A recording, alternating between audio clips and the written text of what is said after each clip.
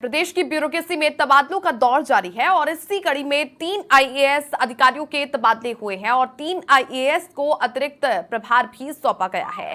IAS Mohammad Junaid PP को संयुक्त शासन सचिव वित्त विभाग लगाया गया है, जयपुर में पोस्टिंग है। और आईएएस राहुल जैन को लगाया गया है आयुक्त उदयपुर के विकास प्राधिकरण में।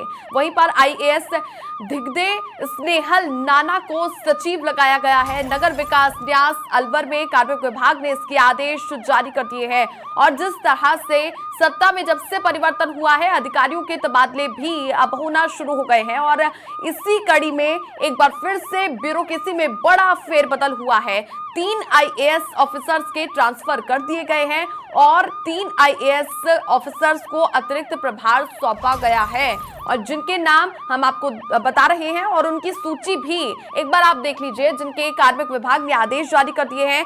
आईएएस मोहम्मद जुनैद पीपी को संयुक्त शासन सचिव लगाया है, वित्त विभाग में जयपुर में पोस्टिंग है। और वहीं पर आईएएस राहुल जैन को आयुक्त लगाया गया है विकास प्राधिकरण उदयपुर में और आईएएस धिग्दे स्नेहल नाना को सचिव लगाया गया है अलवर नगर विकास न्यास में। तो कार्मिक विभाग ने इसके आदेश जारी कर दिए हैं और इसकी सूची भी यहां पर आपको लिस्ट दिखा रहे हैं। 3 आईएएस ऑफिसर्स के ट्रांसफर हुए हैं और एक बार फिर से ये बड़ा फेरबदल हुआ है ब्यूरोक्रेसी में।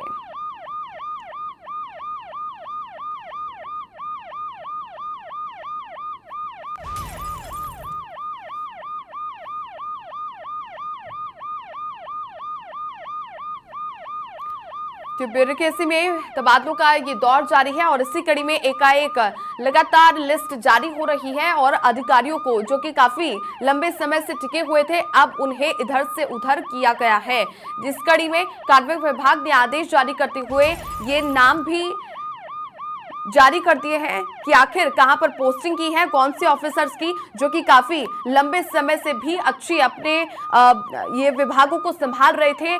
और अब इसी कड़ी में अतिरिक्त प्रभार भी कार्यभार इन्हें सौंपा गया है, इन्हें एक्स्ट्रा और ये जिम्मेदारी दी गई है। तो एक बार फिर से ये बड़ा फेरबदल हुआ है कार्मिक विभाग में। बीते दिनों आपने देखा था कमिश्नरेट में भी बदलाव हुआ था, उससे पहले भी कई आईएएस आईपीएस के तबादले किए गए थे और इसी कड़ी में एक बार फिर से ब्यूरोक्रेसी में बड़ा ये फेरबदल हुआ।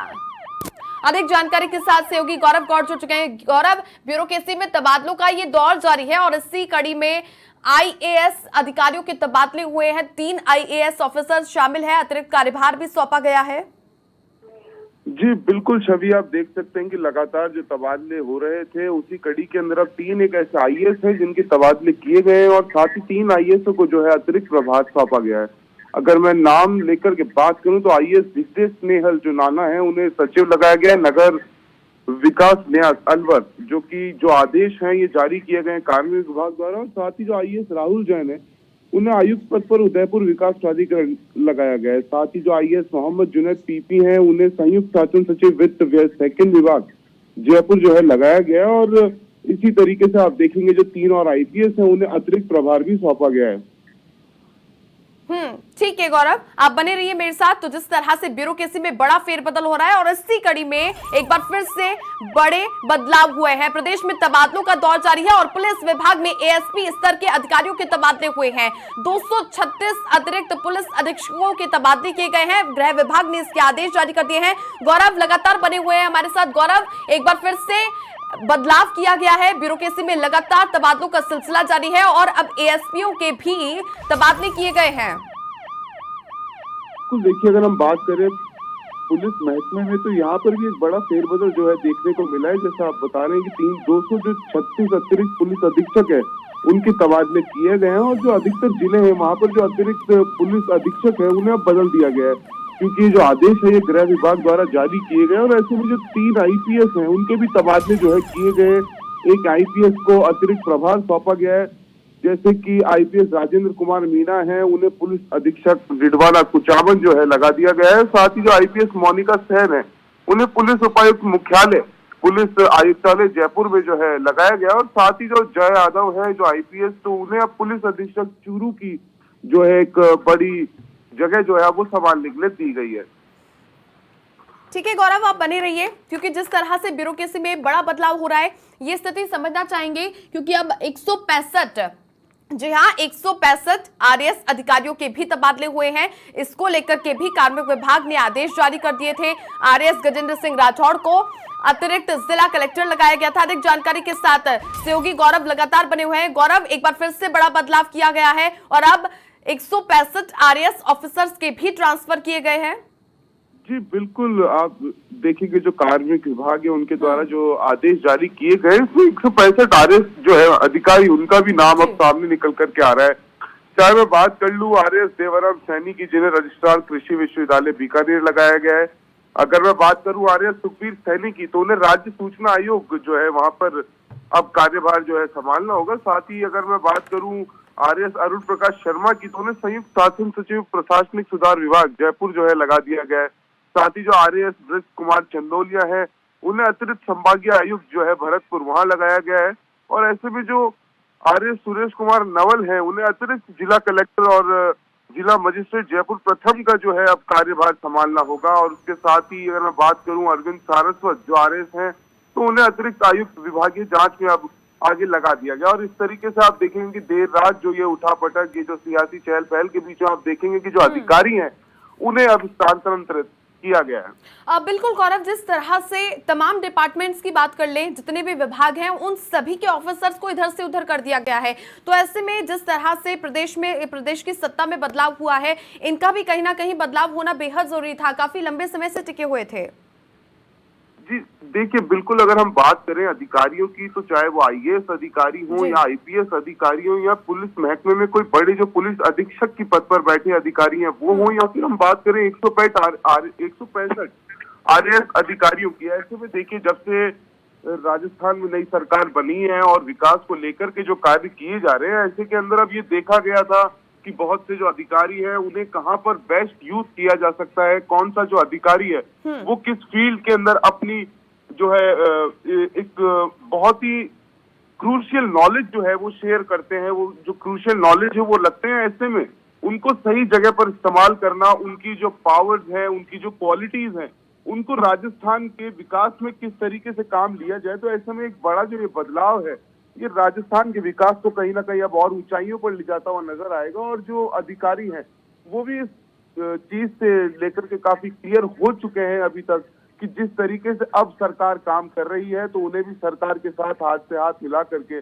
आगे बढ़ना होगा। और ऐसे में ये एक अच्छी क्वालिटी जो है इस सरकार की ये भी निकल करके बाहर आ रही है कि जो अधिकारी जिस चीज के अंदर सक्षम है, जिस चीज के अंदर वो परफेक्ट परिपक्व है, तो उसे अब वहीं पर काम में लिया जाए। गौरव, एक और जानकारी चाहेंगे, जिस तरह से तबादलों का ये दौर चल रहा है, क्या अब आने वाले वक्त में या फिर कुछ ही दिनों में चुनावों से पहले, लोकसभा चुनावों से पहले एक बार फिर नई सूची जारी हो सकती है तबादलों को लेकर?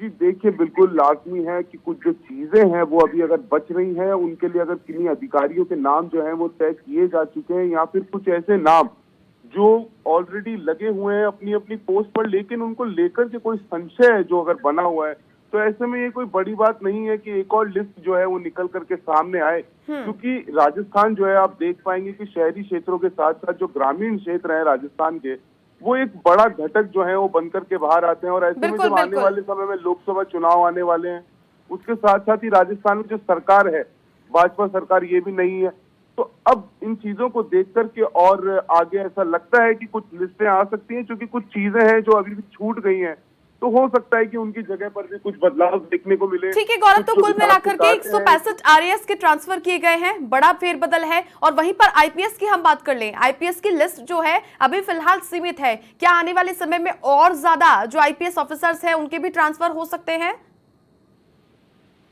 जी काफी जो तबादले हैं वो किए जा चुके हैं। अभी अगर हम बात करते हैं 3 आईएएस अधिकारियों को लेकर के जिनके तबादले किए गए, जिन्हें अतिरिक्त पदभार सौंपा गया है, और हम बात करें चूंकि जो कुछ आईपीएस अधिकारी उन्हें 22 तारीख को भी जो है स्थानांतरित किया गया था, उनका पदस्थापन जो है वो किया गया था। इस बीच अगर हम बात कर ले आरएएस अधिकारियों की, तो आरएएस अधिकारियों को लेकर के भी आप देखेंगे कि 22 तारीख को कुछ एक आदेश जारी किया गया था। जो देर रात जो तबादलों की लिस्ट थी उसको लेकर के जो अधिकारी थे इनमें तो हड़कंप मचा हुआ ही था। उसके साथ साथ ही आप देखेंगे कि जब एक जगह पर एक अधिकारी लगा रहता है, उसके बाद आप देखेंगे कि एक तबादले की लिस्ट आती है और फिर एक सप्ताह के अंदर ही जो है एक दूसरी बड़ी लिस्ट जो है उसका बाहर आना, तो ऐसे में ये भी संकेत है कि आगे आने वाले समय में कुछ और जो अधिकारी हैं, चूंकि आप देखेंगे कि जो अधिकतर अधिकारी होते हैं वो अपनी पुरानी जगह पर उन्हें पोस्टिंग की जाती है, और पुरानी जो लिस्ट है उसके निकलने के बाद जो अधिकतर अधिकारी हैं वो